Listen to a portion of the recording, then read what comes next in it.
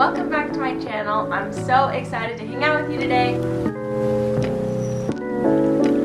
Today we are going to be doing some hair cutting, and not of my own hair because I actually did get a haircut a few weeks ago. It is significantly shorter than it normally is, and you know, it was just time because my hair was getting a little bit stringy. So ladies and some gentlemen out there, we know that if you don't cut your hair often enough, it can get very stringy at the ends, and if you don't prune your plants often enough, they can also get stringy at the ends, which is exactly why I'm going to be doing some hair cutting on my plants, chopping them back a little bit, doing some propagating of those pieces, and then adding them back into the pot that I cut them from. The first victim is my satin pothos. This plant desperately needs water as well, so I'm going to water it after I do some chopping. Basically, I noticed that the vine is pretty stringy right here. Nothing happened in this little area, and I just don't love the way that looks. I would love to have a super full plant on the top, and it does look super full, but that's because all of the leaves are facing one direction. So it's a little bit of a play on the eyes. What is that? An illusion. There we go. So I'm going to chop these back and see what happens. So if you'll take a seat in the chair, please. Alright, so I'm going to cut just underneath this leaf here. So I'm going to stick this piece in water and then root it and put it back into the pot. We have aerial roots here, so make sure that there are aerial roots on your cuttings or else they're not going to root.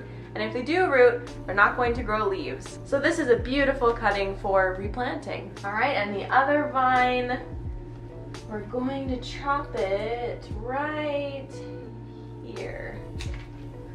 Okay, and here's the other one. I like to cut mine at an angle, and I also like to leave a little bit more of the stem than most people do, I think, because I like to use the stem to dig the piece back into the soil. I just have found that that works really well for me. Okay, so I think that's all I'm going to be chopping off of this one. Everything else looks good. What do you think? Now she needs some water. Alright, the next plant in my little barber chair is my prayer plant, which honestly I am so shocked that it is very happy in my care. It has seen better days. Unfortunately, I did forget to water it before I went on a trip, and so it kind of is struggling right now. I was inspired to do this for this particular plant because of Harley G's video where she is making her, I think it's a lemon lime maranta, thicker, and she's doing this exact thing where she's cutting pieces and adding them back into the pot. So I'm going to cut. She said that these nodes, you can't see them, but you can feel them, so I'm just gonna like feel along here until I feel like a bump. If you want a more thorough tutorial on how to propagate these ones specifically, you can definitely go check out her video. I'll have it linked down below if you want to check it out. And we're gonna flip her around. And I'm going to cut here. Perfect.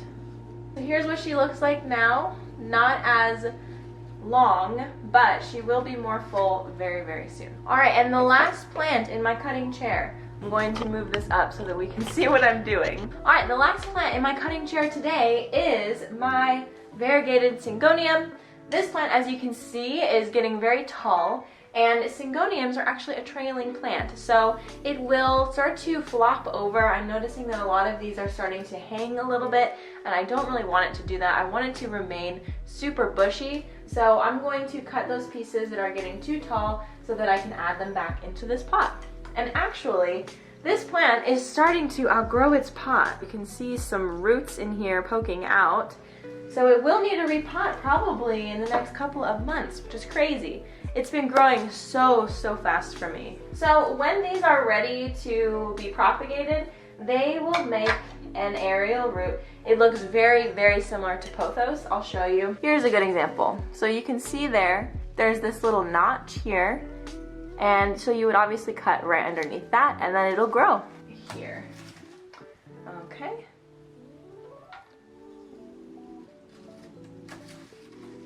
Right there. Ooh, we've got a few on the way on this stalk. And here. Beautiful, beautiful. Oh, a new leaf there. And this one. Looking much shorter. But now I have all of these pieces that I'm going to be rooting in water and planting back in when it's time. So ideally they will be planted back in and it'll look a little bit something like this. Before I go, I want to quickly show you how I would pot a propagated piece back into the same pot.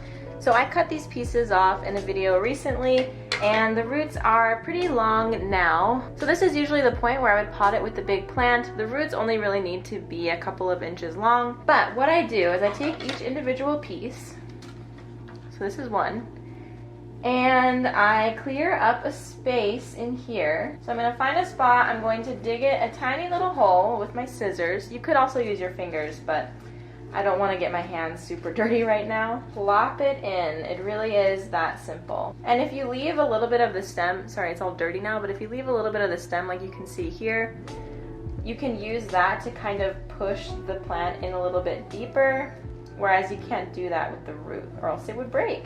Alright you guys, thank you so much for watching this video. I hope that this video serves as a kind reminder to give your plants a haircut every once in a while so that they can be as full and healthy as possible. Thank you so much for watching, and I'll see you guys in the next one. Bye!